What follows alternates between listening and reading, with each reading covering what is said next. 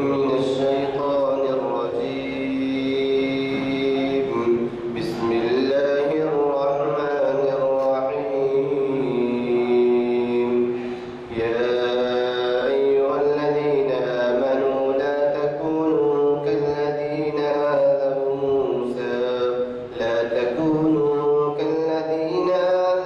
موسى فبرأه الله مما قالوا وكان عند الله وجيها. يا أيها الذين آمنوا اتقوا الله وقولوا قولا سديدا يصلح لكم أعمالكم ويغفر لكم ذنوبكم ومن يطع الله ورسوله فقد فاز فوزا عظيما. إنا عرضنا الأمانة على السماوات والأرض والجبال فأبين أن يحملنها وأشفقن منها وحملها الإنسان إنه كان ظلوما جهولا. ليعذب الله المنافقين والمنافقات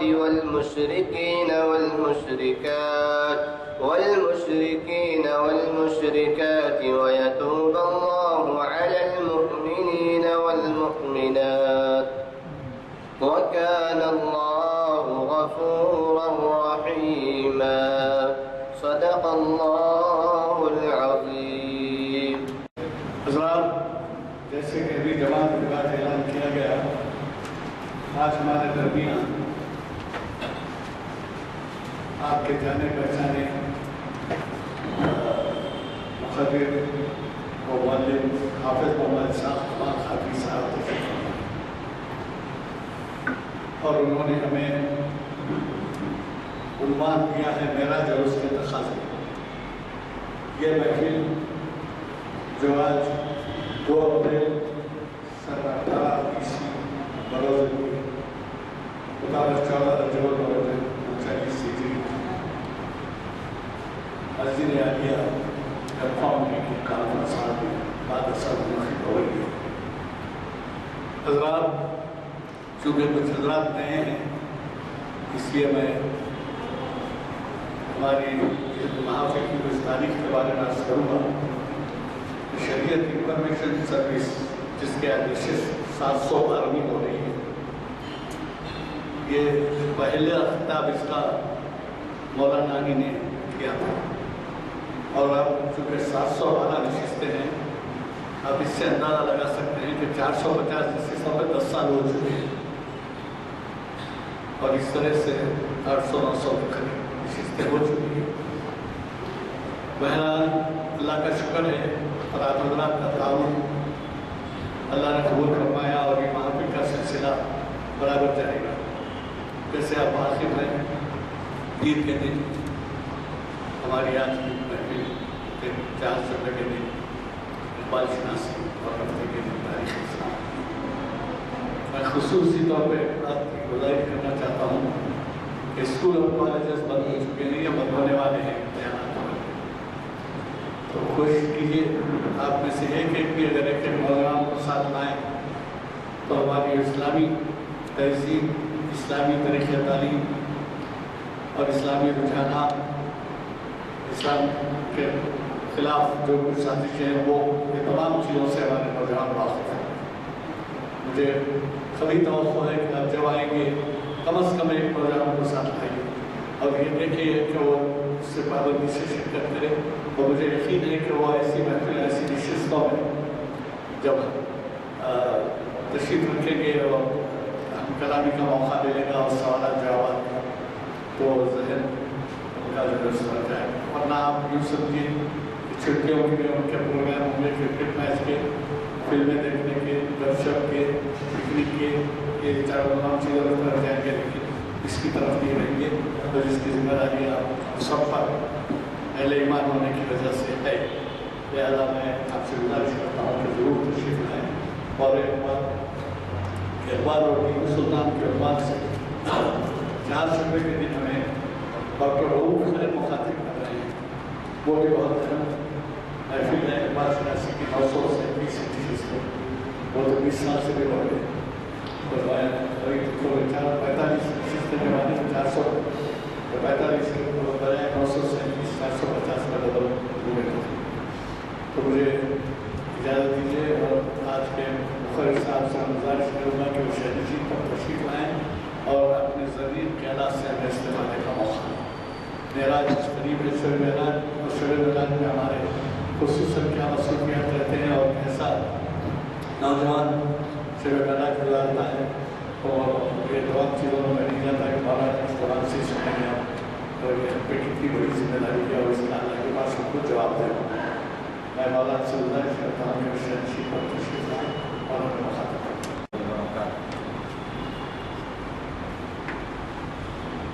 اعوذ باللہ السمیع العلیم من الشیطان الرجیم.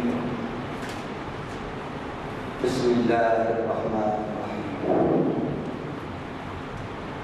الحمد للہ رب العالمین الرحمن الرحیم مالک یوم الدین والصلاة والسلام علی سیدنا محمد وآلہ وصحبہ اجمعین.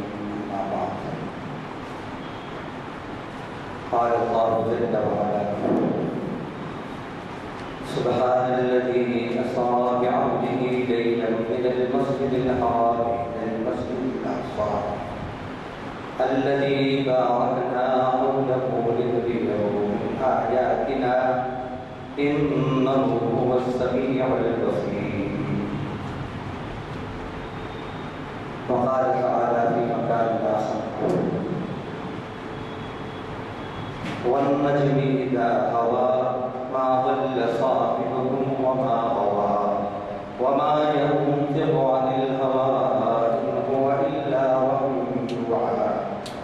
علمه شديد القوى ذو مرة فاستوى وهو بالأفق الأعلى ثم دنا فتدلى فكان قاب قوسين أو أدنى فأوحى إلى عبده ما أوحى ما كذب الفؤاد ما رأى أفتمارونه على ما يرى ولقد رآه نزلة أخرى عند سدرة المنتهى عندها جنة المأوى إذ يغشى السدرة ما يغشى ما زاغ البصر وما طغى لقد رأى من آيات ربه الكبرى. صدق الله العظيم. وقال النبي صلى الله عليه وسلم عرج بي إلى السماء. تمام تعریف تمام جہانوں کے پالنہار پروردگار کے لیے جو بہت ہی مہربان نہایت رحم فرمانے والا ہے، جو بدلے کے دن کا مالک ہے اور جو صاحب معراج حضرت محمد مصطفیٰ صلی اللہ علیہ وسلم کا پروردگار ہے. ایسے رحمان رحیم رب العالمین پروردگار کے اس کی شایع نشان درود و سلام ہو صاحب معراج حضرت محمد مصطفیٰ صلی اللہ علیہ وسلم پر، آپ پر، آپ کی ازواج پر، آپ کی اولاد پر، آپ کے اصحاب پر، آپ کی صحابیات پر اور آپ کے ان تمام امتیوں پر جنہوں نے آپ کے راستے کو اپنایا اور جو قیامت تک آپ کے بتائے ہوئے راستے پر چلتے رہے. حمد و صلات کے بعد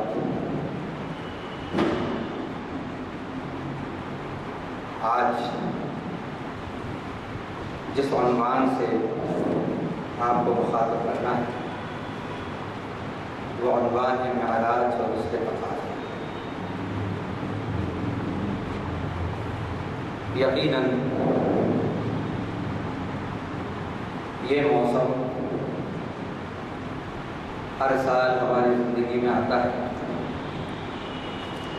یہ مہینہ آتا ہے، یہ دن آتا ہے اور ہم اپنے اپنے انداز سے اس موسم کو گزار دیتے ہیں۔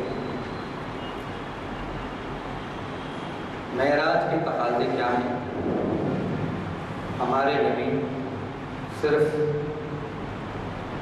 ایک رات کے نبی نہیں ہیں، ہمارے نبی صرف 12 ربیع الاول کے ہی نبی نہیں ہیں، ہمارے نبی پل پل کے نبی ہیں، ہر گھر کے نبی ہیں، ہر زندگی کے لیے رہبر اور رہنما ہیں، اور تمام عالموں کے لیے رحمت بن کر تشریف لانے والے ہیں۔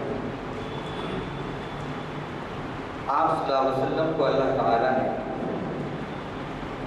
یقیناً یہ اتنے بڑے انعام سے نوازا، اتنی بڑی نعمت سے نوازا کہ کسی نبی کو اتنی عظیم نعمت سے نہیں نوازا گیا۔ اللہ تعالیٰ نے قرآن مجید میں 15ویں پارے کے پہلے رکوع میں اور 27ویں پارے میں سورہ نجم کے پہلے رکوع میں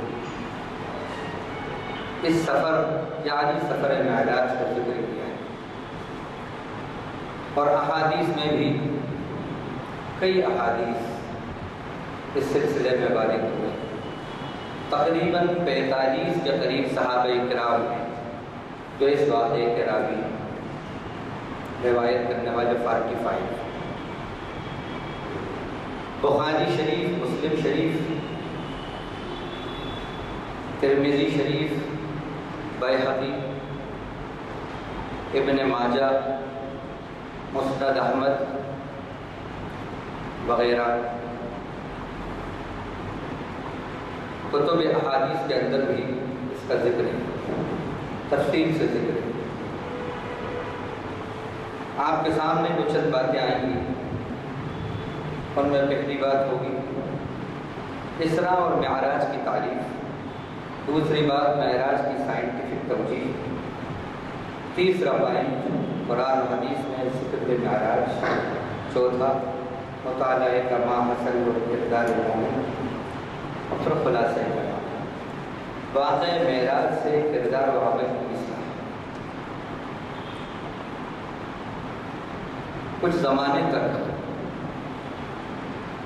یہ سمجھا جاتا تھا، کچھ زمانہ قبل تک جب معراج کی بات ہوتی تھی تو یہ سمجھا جاتا تھا کہ بس ہم مسلمانوں کے درمیان ہی اس کو بتا سکتے ہیں، اور جو پڑھا لکھا طبقہ ہے، اعلیٰ تعلیم یافتہ طبقہ ہے، اس کے سامنے اس واقعے کو پیش کرنے میں ذرا مول بھی کو ہیزیٹیشن ہوتا تھا، پس و پیش ہوتا تھا کہ وہ کہے گا کہ کیا ایلیمنٹ بات کر رہے ہیں آپ جو عقل میں نہیں آ سکتی، سمجھ میں نہیں آ سکتی۔ لیکن آج یہ بات ہمارے سامنے بالکل واضح ہو چکی ہے، خاص طور سے آئنسٹائن کی، البرٹ آئنسٹائن جو تھیوری آف ریلیٹیوٹی ہے، اس نے بالکل اس کو واضح کر دیا، اور اب یہ ایک مسلمہ حقیقت ہو چکی ہے۔ اس نے اسپیس اور ٹائم سے متعلق ویلوسٹی یعنی رفتار،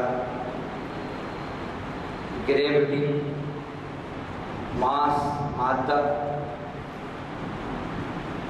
اس سے متعلق جو اس نے باتیں بتائی ہیں کہ علم آپس میں ریلیٹیوٹی ہوتی ہے،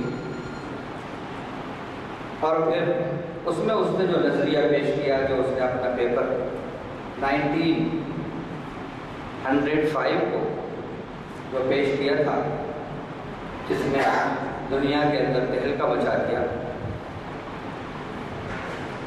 وہ تھا electrodynamics of moving bodies.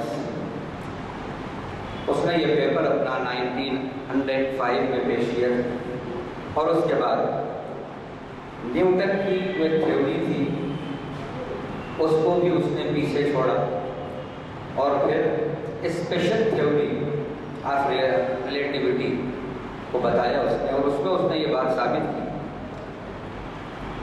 کہ دنیا کے اندر سب سے تیز جس چیز کا سفر ہے وہ ہے روشنی، لائٹ۔ سب سے تیز سفر کرنے والی چیز دنیا میں لائٹ ہے۔ اس سے تیز کوئی بھی چیز دنیا کے اندر سفر کرنے والی نہیں ہے۔ اور پھر اس نے یہ نظریہ پیش کرتے ہوئے بات کہی کہ اگر ایسی کوئی سواری ایجاد کر لی جائے یا ایجاد ہو آنے والے زمانے میں جس کی رفتار روشنی کی رفتار سے کے برابر ہو، روشنی کی رفتار کے برابر ہو، اور روشنی کی رفتار کتنی ہے؟ 1,86,000 میل پر سیکنڈ یا 3 لاکھ کلومیٹر پر سیکنڈ۔ یہ روشنی کی جو ویلوسٹی ہے لائٹ کی، یہ ہے۔ اس نے کہا کہ اگر ایسی کوئی سواری ایجاد کر لی جائے اور ایجاد ہو جائے اور پھر وہ سفر کرے تو وقت تھم جائے، وقت تھم جائے۔ اور پھر اس نے کیلکولیشن سے بتایا کہ ایک شخص جو یہاں سے اس سواری میں خلا میں روانہ ہوگا وہ کئی سال گزار کے وہاں آئے گا، تو وہاں اس کے کئی سال نہیں بلکہ چند مہینے ہوں گے، اور یہاں پر جو رہنے والے ہیں ان کے کئی سال ہو جائیں۔ اس کا 1 دن ہوگا، 1 گھنٹہ ہوگا، 1 منٹ ہوگا، اور یہاں پر مہینے ہو جائیں، ہفتے ہو جائیں۔ یہ بات اس نے ثابت کی۔ اس سے ثابت ہو گیا کہ معراج بے شک حق تھی، حالانکہ ہمیں ضرورت نہیں ہے آئنسٹائن کی تصدیق کی، ہم مومن ہیں، اللہ کی ذات گرامی پر اس کی بات پر ہمیں یقین، لیکن تقویت پیدا ہوئی اور جو تعلیم یافتہ طبقہ ہے جو اپنے آپ کو بہت ماڈرن طبقہ سمجھتا ہے اس کا منہ بند ہو گیا، اب وہ کچھ نہیں کہہ سکتا۔ اور اس کی مثال سمجھ میں بھی آتی ہے کہ اگر یہاں سے ایک شخص دہلی پیدل سفر کرے تو ہو سکتا ہے اسے کئی مہینے لگ جائے، دوسرا شخص سائیکل پہ سفر کرے ذرا وقت اور کم ہو، تیسرا جو ہے بائک پہ سفر کرے یا 4 ویلر پہ سفر کرے اور ذرا کم ہو جائے، اور ایک شخص جہاز پہ سفر کرے یقیناً اور کم ہو جائے گا۔ حالانکہ دہلی اپنے مقام پر ہے، ایسا نہیں کہ پیدل چلنے والے کے لیے دہلی دور ہو گئی اور جو جہاز پہ گیا سوار ہو کر دہلی تک اس کے لیے دہلی قریب ہو گئی۔ بات یہ نہیں، بلکہ بات یہ ہے کہ رفتار جیسے جیسے بڑھتی جاتی ہے، ویلوسٹی جیسے جیسے بڑھتی جاتی ہے، منزل قریب آتی جاتی ہے، منزل قریب آتی جاتی ہے۔ تو یہ تو آج ثابت ہو گیا جب ہم پہلی مرتبہ حج کے لیے جہاز میں جا رہے تھے تو وہاں یہ تجربہ ہوا، ایک روحانیت کا تجربہ ہوا۔ کھڑکی میں بیٹھے ہوئے دیکھ رہے ہیں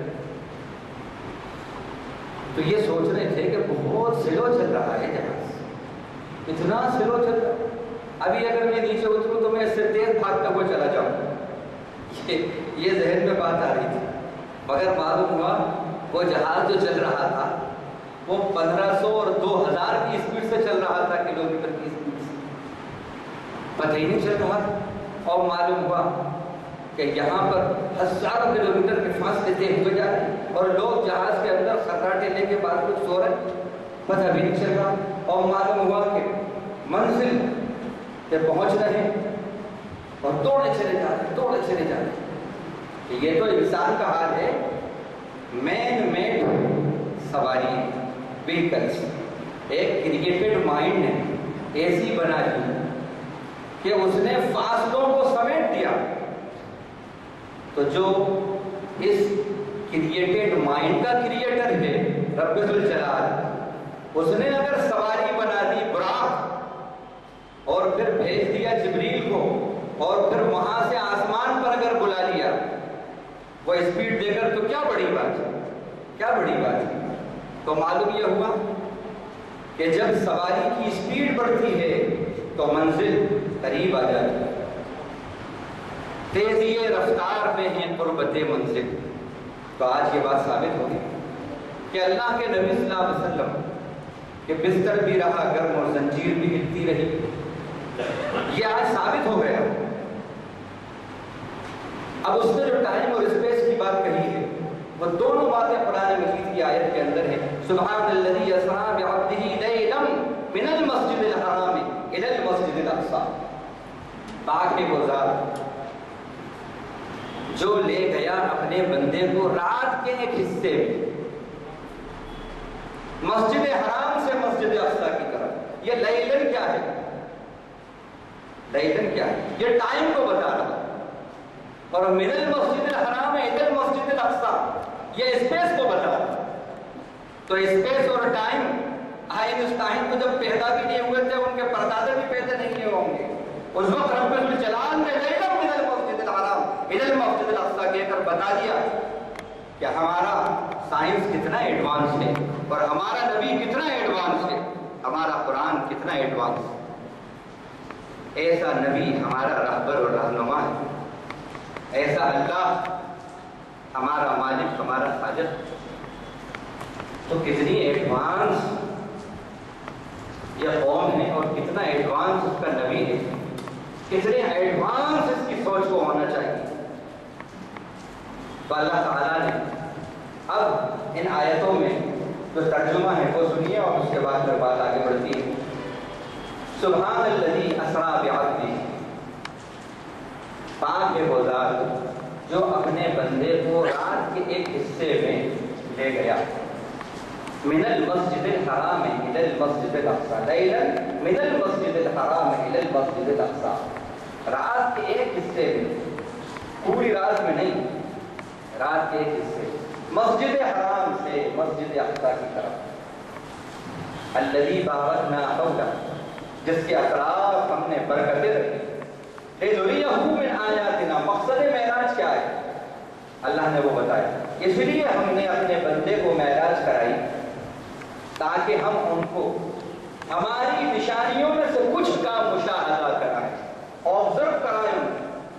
انہ هو السمیع البصیر، بے شک وہ بڑا سننے والا، جاننے والا۔ اسی طرح اللہ تعالیٰ نے سورہ نجم کے اندر کی جو آیات ہم نے بھی پڑھی تھی، اس میں بھی یہ پورا تذکرہ موجود ہے۔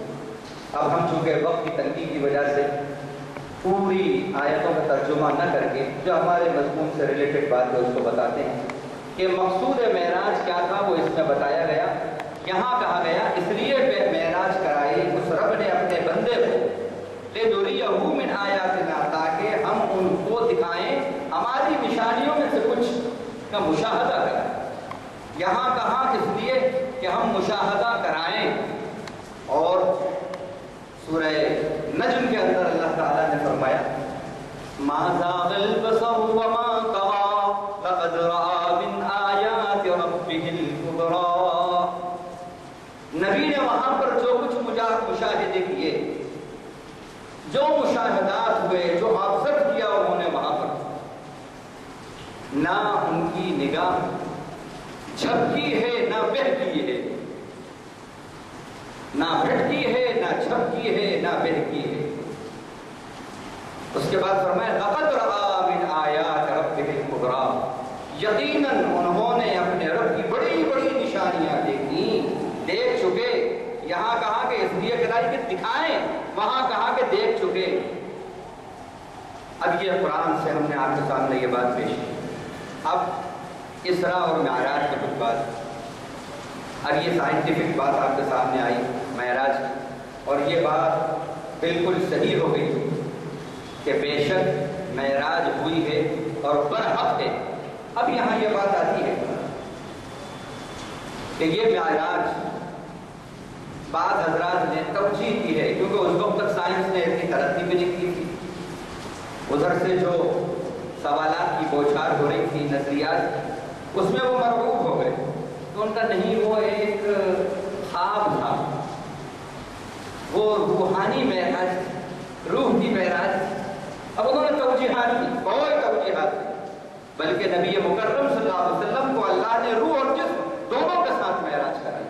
اس کا ثبوت علامہ امام جریر طبری رحمۃ اللہ علیہ اور علامہ رازی، ہم سب جانتے ہیں کہ بڑے پائے کے اپنے وقت کے دونوں عالم گزرے، انہوں نے معراج کے جسمانی ہونے پر 4 دلائل دیے، بڑے ٹھوس دلائل۔ پہلی بات تو انہوں نے یہ کہا، اللہ تعالیٰ نے کہا کہ پاک وہ ذات جو اپنے بندے کو لے گئی، عبد کا لفظ استعمال کیا، اور یہ لفظ جو عبد ہے، بندہ ہے، یہ روح پر نہیں بولا جاتا، یہ تو جسم اور روح دونوں کے مجموعے پر بولا جاتا ہے۔ روح کے لیے یہ نہیں کرتا تھا کہ بندہ، کوئی روح کو بندہ نہیں کہتا۔ یہ پہلی بات انہوں نے کہی۔ دوسری بات انہوں نے کہا کہ احادیث معراج کے اندر جو مسلم شریف اور بخاری شریف اور مسند احمد اور بیہقی اور ترمذی شریف میں جو احادیث آئی ہیں، اس کے اندر ہے کہ براق پر آپ سوار ہوئے، آپ کو شراب اور دودھ کے پیالے سامنے رکھے گئے، آپ نے دودھ کا پیالہ اس میں سے نوش فرمائے وغیرہ۔ تو یہ سب باتیں، سواری پر بیٹھنا اور پھر مشروب کا پینا، یہ بھی علامت ہے اس بات کی کہ جسمانی معراج کیا، جسمانی اور روحانی۔ روح کے لیے یہ سوار ہونا اترنا یہ نہیں آتا۔ تیسری بات، اللہ تعالیٰ نے فرمایا وَمَا جَعَلْنَا الرُّؤْيَا الَّتِي أَرَيْنَاكَ إِلَّا فِتْنَةً لِلنَّاسِ، ہم نے آپ کو جو مشاہدہ کرایا، رؤیا خواب کو بھی بولتے ہیں عربی، اسی لیے بعض حضرات نے اور خاص طور سے منکرین حدیث جو ہیں، اور انہوں نے قادیانی حضرات، اور انہوں نے اس لفظ سے گھماؤ پھراؤ کی کوشش کی اور بیوقوف بنانے کی کوشش کی۔ ان کا دیکھیے رؤیا خواب کو کہتے ہیں، اس سے ثابت ہوتا ہے کہ خواب تھا وہ، لیکن آگے کے الفاظ رد کر رہے ہیں۔ عربی کے اندر یہ لفظ رؤیا جو ہے، یہ کبھی کبھی آبزرویشن کے معنی میں بھی بولا جاتا ہے۔ رؤیا، رؤیت دیکھنا، رعا یرا کا مصدر رؤیا، روٹ ورڈ رؤیت، ہم کہتے ہیں رؤیت ہلال کمیٹی، رؤیت ہلال کمیٹی کیا معنی؟ چاند دیکھنے والی کمیٹی، چاند کا مشاہدہ کرنے والی کمیٹی، معنی کہتے ہیں چاند کو خواب میں دیکھنے والی کمیٹی۔ تو اس سے بھی یہ بات ثابت ہوتی ہے، یا رؤیا معنی رؤیت ہے، مشاہدہ ہے یہ۔ اس کے بعد یہ اگر خواب ہوتا اور روحانیت اگر خالی بس خواب ہوتا تو آگے اللہ یہ نہیں کہتے اَرَيْنَاكَ إِلَّا فِتْنَةً لِلنَّاسِ، ہم نے اس کو لوگوں کے لیے آزمائش بنایا، کہ بعض لوگ اس کو سن کر آزمائش میں پڑ گئے۔ اتنا لمبا سفر کیسے ہو سکتا ہے؟ اگر یہ خواب ہوتا تو یہ سوال ہو ہی نہیں سکتا تھا، فتنے میں پڑتی تھی، کیونکہ خواب کے اندر تو آدمی بڑی بڑی چیزیں دیکھ لیتا ہے، ہو رہا ہے، ایسی باتیں جو بالکل انہونی ہیں وہ کہتا ہے، لوگ یقین کرتے ہیں اور کہتے تھا خواب تھا یہ۔ تو اس سے بھی ثابت ہوا کہ نہیں، یہ کوئی روح سے متعلق کی بات نہیں تھی، یہ جسم سے متعلق نہیں، بلکہ یہ آپ صلی اللہ علیہ وسلم کا جسمانی تعلق، جسمانی معراج ہے، اور روح بھی اس میں شامل، جسم بھی شامل۔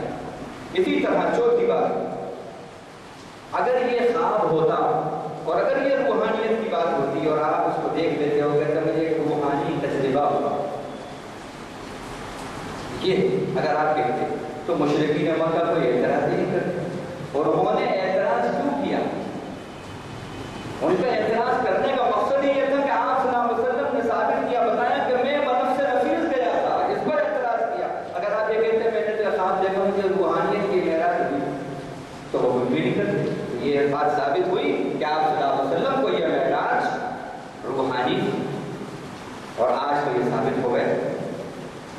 تو یہ بات. اب اس کے بعد آپ صلی اللہ علیہ وسلم کو یہ جو معراج ہوئی، لفظ معراج بھی کہا جاتا ہے اس کو، اور اسراء بھی کہا جاتا ہے. صاحب اسراء والمعراج نبی صلی اللہ علیہ وسلم کہا جاتا ہے. اسراء اور معراج والے نبی. اسراء کسے کہتے ہیں، معراج کسے کہتے ہیں، یہ بھی سمجھیں. سبحان الذی اسریٰ بعبدہ، اسراء سے اسراء نکلا. اسراء کے معنی ہے رات کے وقت لے جانا. آپ صلی اللہ علیہ وسلم کو چونکہ معراج کا سفر رات کے وقت ہوا، اسی سے اسراء بنا. اور اسراء کہتے ہیں آپ صلی اللہ علیہ وسلم کے معراج کا وہ بدری سفر جو خشکی پر ہوا، مسجد حرام سے مسجد اقصیٰ تک براق کے ذریعے اس برری سفر یا خشکی سفر، زمینی سفر کو اسراء کہا جاتا ہے. اور پھر مسجد اقصیٰ سے عالم بالا کی طرف جو آسمانوں پر آپ کا جو سفر ہوا اس کو معراج کہا جاتا ہے. وہ کہاں سے نکلا؟ وہ حدیث شریف بار بار آئی ہے، بخاری شریف کی حدیث، مسلم شریف کی حدیث، عرج بی الی السماء، مجھے آسمان کی طرف بلند کیا گیا، مجھے جبریل لے کر بلند. یہ بھی آتا ہے. اور ایک حدیث شریف میں معراج کا لفظ آیا کہ ایک بڑی بہترین خوبصورت سیڑھی لائی گئی، اس میں اس کے سفر کے ذریعے سفر ہوا. معراج سیڑھی کو بولتے ہیں. تو بہرحال عریجہ اور معراج اس سے یہ بات ثابت ہوئی. تو یہ اسراء اور معراج سے متعلق بات ہے. اب اس کے بعد دو قسم کے مشاہدات ہوئے.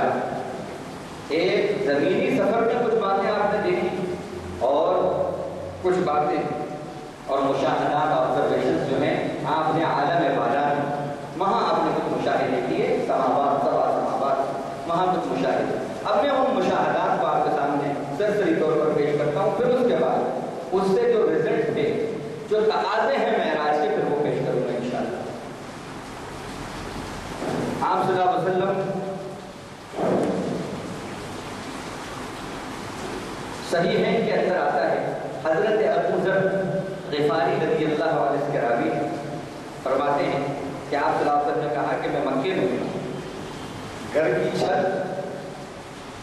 چھت میں جبریل نازل ہوئے، آئے، چلے گئے. پھر دوسرے دن ایسے ہی ہوا، آئے، مجھ کو اٹھایا اور زمزم کے پاس لے گئے، زمزم کے کنویں کے پاس.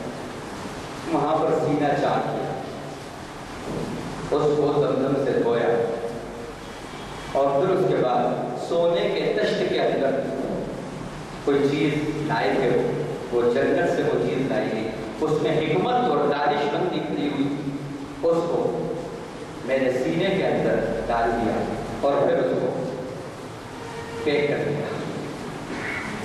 یہ بات ہے. اسی طرح اب اس کے بعد اب سفر ہوتا ہے. حضرت جبریل اب لے کر چلتے ہیں، آپ صلی اللہ علیہ وسلم آتے اور براق پہ سفر ہو رہا ہے.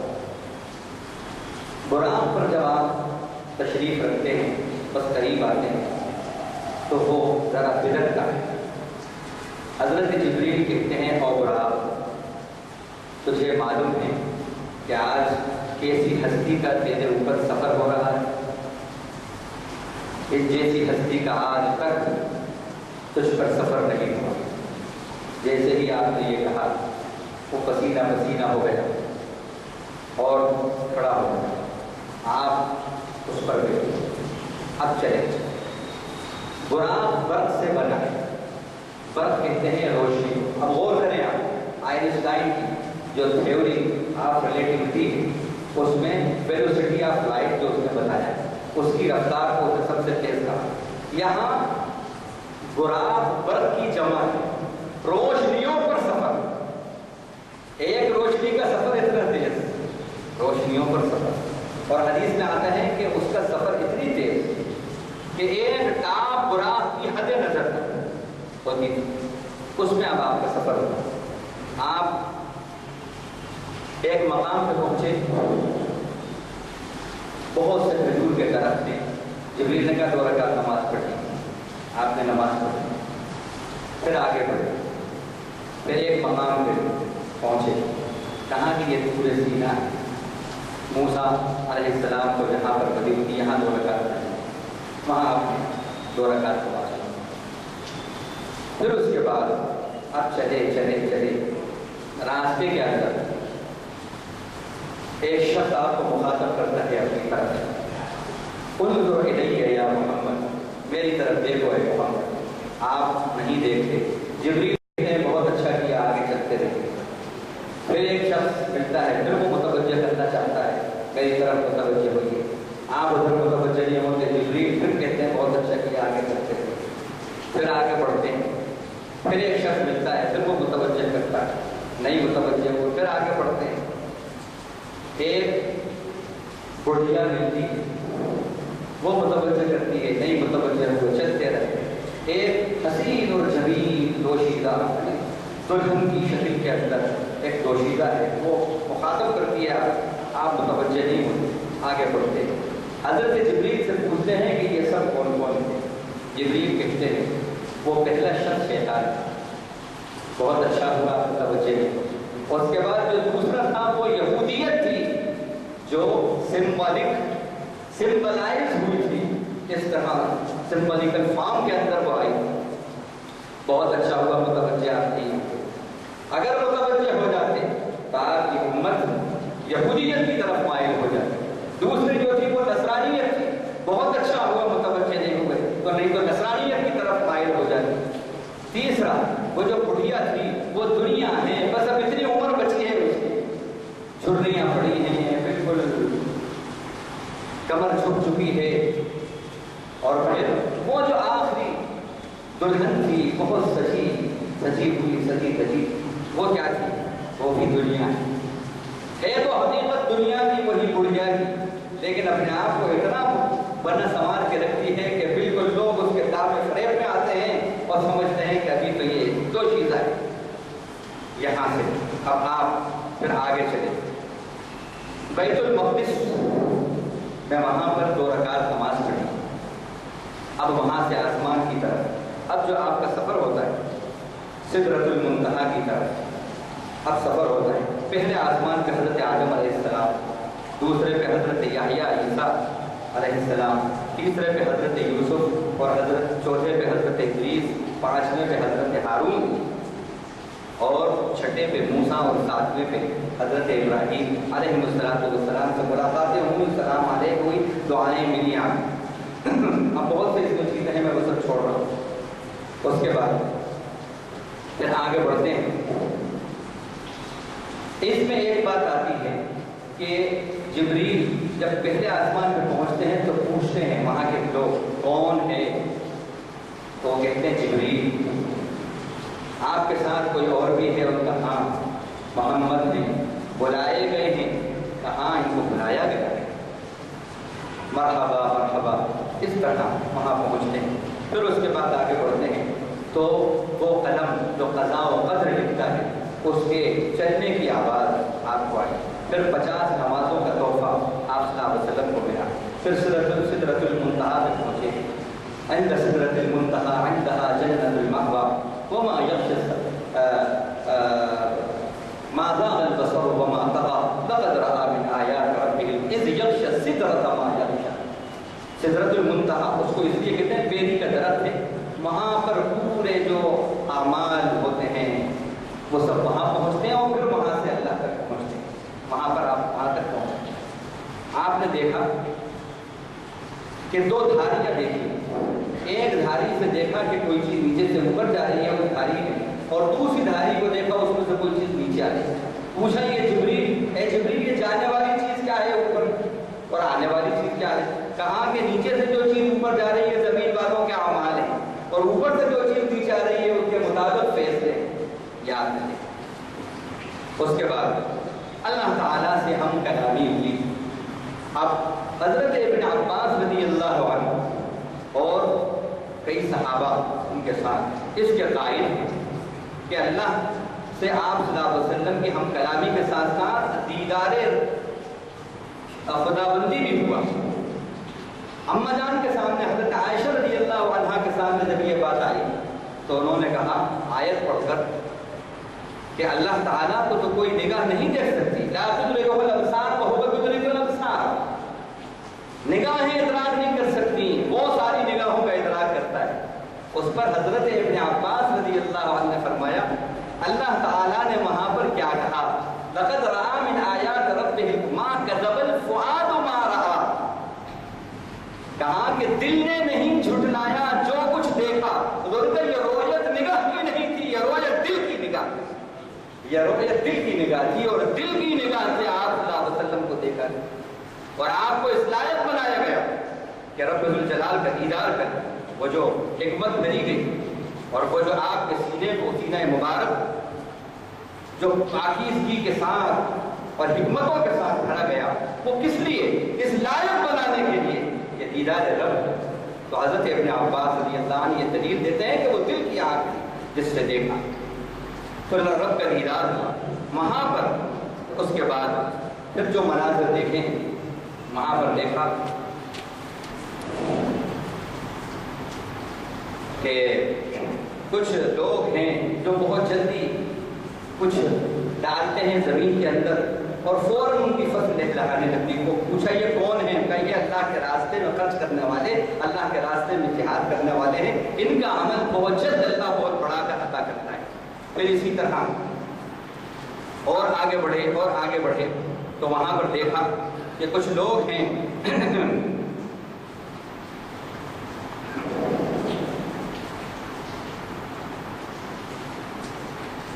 کہ جن کو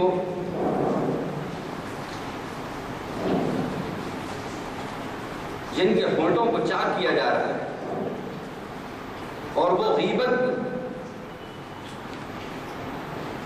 کہ وہ اپنے ناخنوں سے تابع کے ناخن ہیں اور اپنے جسم کو لہو لہان کر رہے ہیں۔ پوچھا یہ کیوں ان کو سزا ہے؟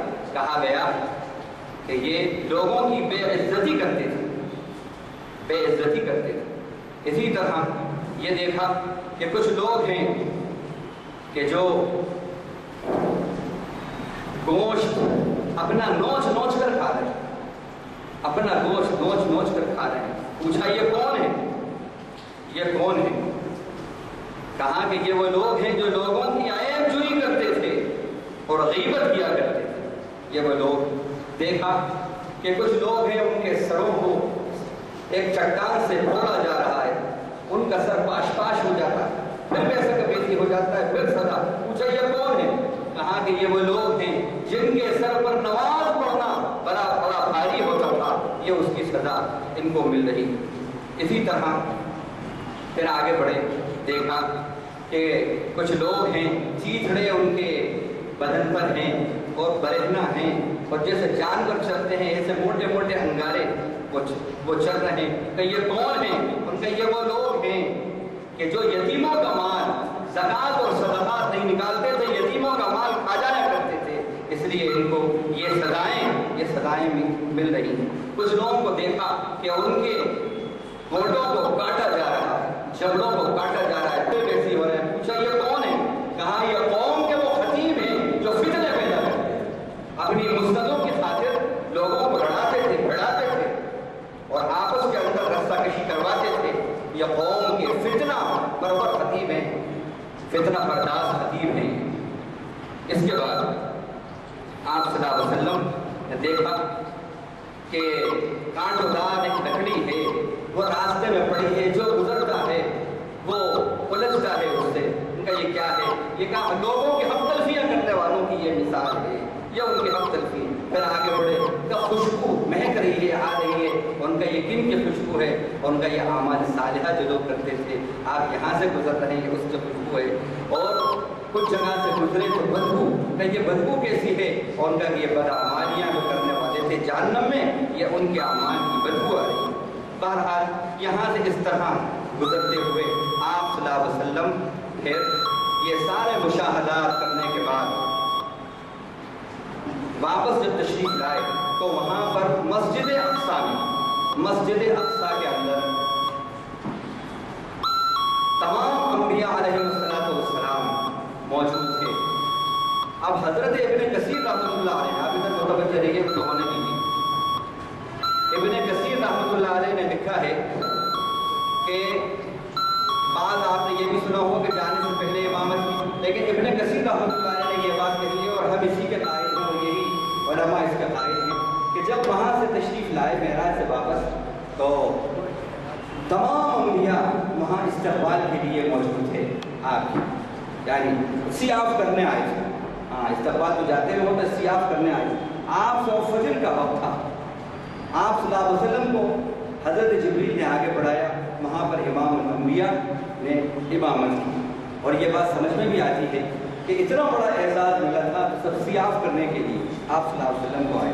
اب آخر میں جو اس سے ہمیں جو باتیں ملتی ہیں وہ یہ کہ کردار کی پاکیزگی یہ ہمیں ملتا ہے۔ آپ متوجہ نصرانیت کی طرف نہیں ہوئے، یہودیت کی طرف نہیں ہوئے، شیطنت کی طرف نہیں ہوئے، اور جو ہے عریانیت کی طرف نہیں ہوئے، دنیا کی طرف نہیں ہوئے۔ اس سے ہمیں یہ پیغام ملتا ہے کہ اے محمد صلی اللہ علیہ وسلم کے فالورز اور صاحب معراج کے متبعین، تمہارا نبی بھی متوجہ نہیں ہوا تھا راہ معراج میں ان چیزوں کی طرف، لہذا تم بھی اپنے سفر میں، جنت کے سفر میں ان چیزوں کی طرف مائل نہیں ہونا، تبھی تمہیں جنت کا سفر ہوگا اور تبھی جنت تمہیں ملے گی، کیونکہ یہ تمہارے نبی کی سنت ہے۔ جب راہ ہم پر چلو گے، اللہ کے حکموں کو پورا کرو گے، تو یہ راستے میں آئیں گی یہ چیزیں اور تمہیں بھٹکائیں گی، کبھی نصرانیت بھٹکائے گی، کبھی یہودیت بھٹکائے گی، کبھی شیطنت بھٹکائے گی، کبھی دنیا بھٹکائے گی، لیکن کبھی شیطان بھٹکائے گا، لیکن خبردار نبی کے اگر سچے غلام ہو تو چلتے رہنا اور مائل نہیں ہونا، حکم خدا پورا کرنا، یہ بات۔ اسی طرح مجاہد فی سبیل اللہ،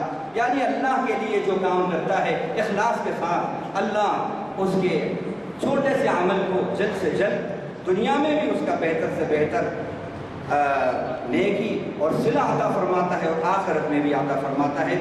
اسی طرح آپ کی ذات اور آپ کا کردار اس کے بالکل برعکس ہے، وگرنہ قینچیوں سے جبڑے کاٹے جائیں گے، یہ بات بھی ہمارے سامنے آئی۔ اس کے بعد وہ کچھ عورتوں کو دیکھا، کچھ مردوں کو دیکھا کہ تازہ گوشت ان کے سامنے ہیں، وہ چھوڑ کر گندا اور غلیظ اور سڑا ہوا بدبودار گوشت کھا رہے ہیں، اور کچھ عورتیں ہیں جو چھاتی کے بل لٹکی ہوئی ہیں۔ پوچھا ایسا کیوں ہو رہا ہے؟ ان کا یہ وہ مرد ہیں جو اپنی جائز اور حلال بیویوں کو چھوڑ کر حرام عورتوں کے ساتھ تعلقات قائم کرتے تھے اور راتیں وہاں گزارتے تھے، اور یہ وہ عورتیں ہیں جو مردوں کے غیاب کے اندر راتیں کسی اور کے پاس گزارتی تھیں، یہ بے حیا عورتیں ہیں۔ ان دونوں کو اس لیے یہ سزا مل رہی ہے۔ اب آپ صلی اللہ علیہ وسلم کو 3 تحفے ملے، بس اس کا ذکر کر کے بات ختم کرتا ہوں۔ 3 تحفے ملے۔ پہلا تحفہ تو نماز کا تحفہ تھا۔ 50 فرض ہوئی تھی نمازیں، ہر سال بتاتے ہیں۔ حضرت موسیٰ علیہ السلام نے پوچھا کیا تحفہ لائے؟ کہا کہ نمازوں کا تحفہ ملا ہے، 50 نمازوں کا۔ کہا کہ آپ کی امت یہ 50 نمازیں نہیں ادا کر پائی، اس پر تخفیف کرائی۔ 3 مرتبہ آپ گئے، 10 کی تخفیف ہوئی، آخری بار 5 کی تخفیف کری۔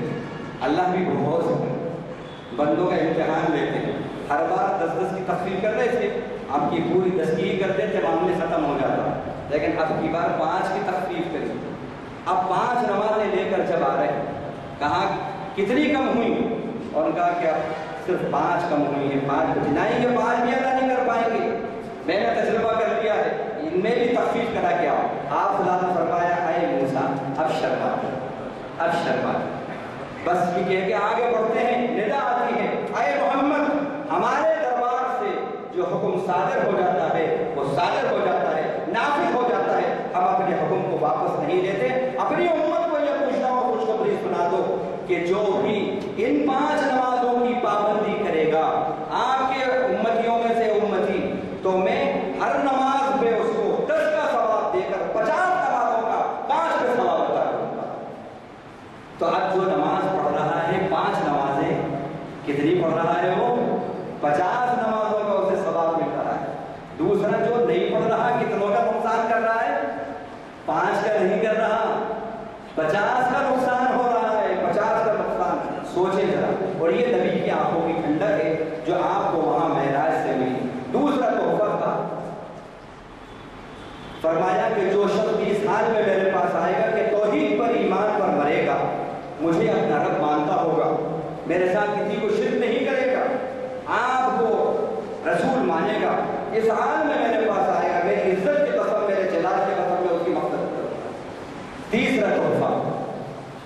الفاتحہ اور آمن الرسول سے آخری آیت تک سورہ بقرہ یہ تحفہ آپ کو ملا، اور کہا کہ جو شخص بھی سورۃ الفاتحہ پڑھ کر اور یہ آیتیں پڑھ کر مجھ سے دعا کرے گا میں اس کی دعا کو قبول کروں گا۔ یہ تحفے آپ صلی اللہ علیہ وسلم کو وہاں سے ملے، تو یہ نماز معراج کا تحفہ ہے۔ الصلاۃ معراج المومن، اسی لیے کہا گیا کہ نماز معراج مومن کی معراج ہے۔ دیکھیے معراج میں 3 کردار ہیں، اللہ، رسول، جبریل۔ جب بندہ تحیات میں ہوتا ہے، بڑے نقطے کی بات ہے، آپ کو بہت لطف آئے گا جب آپ تحیات پڑھیں گے تو آتا ہے کہ التحیات للہ والصلوات۔ جب اللہ کے نبی اللہ کے پاس حضور میں جا رہے ہیں تو خیال آیا کہ میں رب کے حضور حاضر ہو رہا ہوں۔ کوئی پڑھے کہ حضور حاضر ہوتے ہیں تو کچھ آداب کچھ وجہ لاتے ہیں، میں رب کے حضور جا رہا ہوں، میں کیا سلام کروں؟ سلام کروں تو وہ خود سلام و سلام ہے، اس کو کیا سلام کروں؟ اللہ تعالیٰ نے آپ کو کچھ کلمات اعطا کیے، ڈالے آپ کے دل میں۔ وہ کلمات کیا ہیں؟ التحیات للہ والصلوات والطیبات۔ یہ کلمات اللہ کی طرف سے اعطا ہوئے آپ کے دل میں آئے۔ معنی کیا ہے؟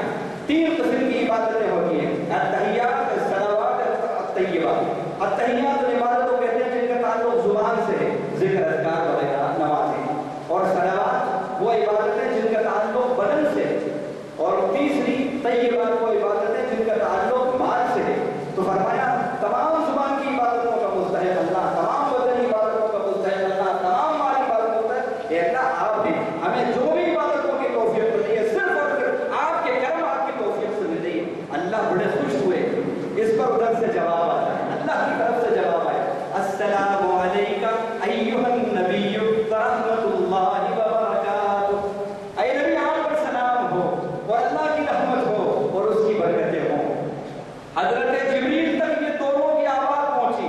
یہ ترمذی شریف کے حاشیے میں بڑے عالم نے یہ بات لکھی، حضرت جبریل تک یہ آواز پہنچی، اس پر انہوں نے کہا السلام علینا وعلی عباد اللہ۔ نہیں، اللہ کے نبی نے ابھی تو یہ کہا السلام علینا وعلی عباد اللہ الصالحین۔ اللہ کا یہ کلمات سن کر السلام علیکم سن کر کہا اے اللہ صرف مجھ پر ہی نہیں، اے اللہ ہم پر تیرا سلام ہو، اور وعلی عباد اللہ جتنے بھی صالح تیرے بندے ہیں سب پر اے اللہ سلام ہو تیرا۔ حضرت جبریل تک یہ دونوں کی آواز پہنچی اور انہوں نے کہا اشہد ان لا الہ الا اللہ واشہد ان محمدا عبدہ ورسولہ۔ میں گواہی دیتا ہوں اس بات کی کہ اللہ کے سوا کوئی عبادت کے لائق نہیں، محمد صلی اللہ علیہ وسلم اس کے بندے اور اس کے رسول ہیں۔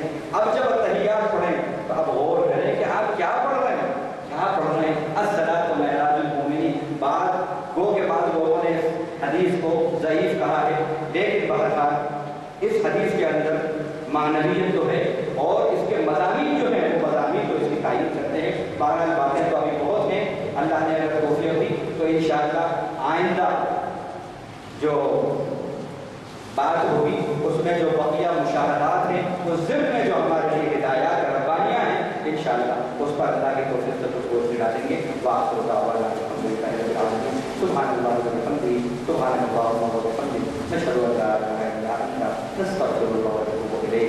اللهم اجعلنا من الذين يستمعون القول فيتبعون احسنه، اللهم اسمعنا منادي الجنة مع الابرار، ربنا آتنا في الدنيا حسنة وفي الآخرة حسنة وقنا عذاب النار، اللهم إنا نسألك الهدى والتقى والعفاف والغنى، وصلى الله تعالى على خير خلقه محمد وعلى